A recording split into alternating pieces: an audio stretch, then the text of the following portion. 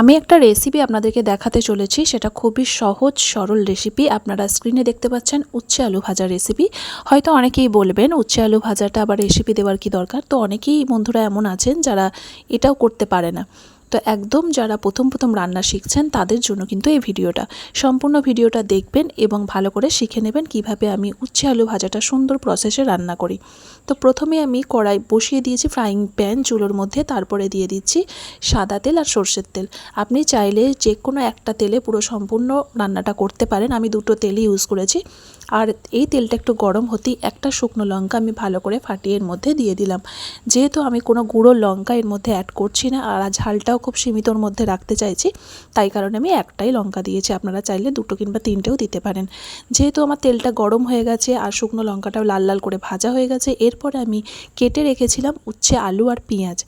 আপনি যদি পেঁয়াজটা স্কিপ করতে চান তাহলেও কিন্তু করতে পারেন, আমি কিন্তু পেঁয়াজটা দিয়েছি কারণ এটা রান্নাটা খুব ভালো লাগে, এভাবে আলুটা মচমচে করে ভাজা হয় আর দারুণ টেস্ট লাগে।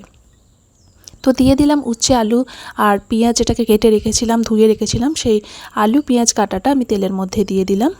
আর এর মধ্যে আমি খুব সামান্য গুঁড়ো মশলা অ্যাড করব। তো দিয়ে দিচ্ছি পরিমাণ মতো নুন, সামান্য একটু 1 চিমটে হলুদ গুঁড়ো আর দিয়ে দেবো জিরে ধনের গুঁড়ো।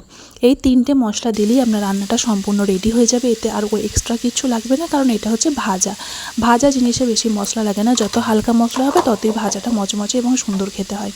তো দেখুন আমি মশলা 3টে দেওয়ার পর ভালো করে কিন্তু মশলাটা আলুর মধ্যে মাখিয়ে নিচ্ছি।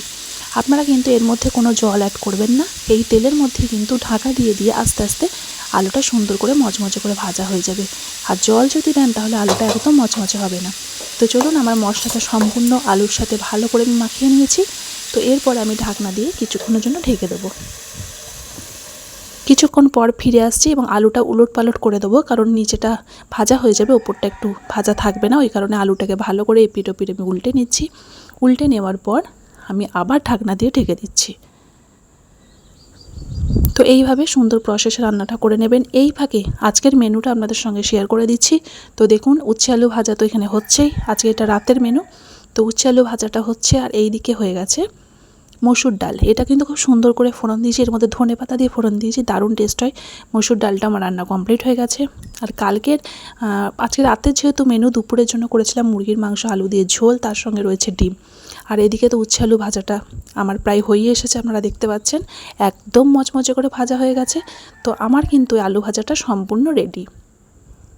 তো দেখতে পাচ্ছেন বন্ধুরা কত সুন্দর ভাজাটা হয়েছে।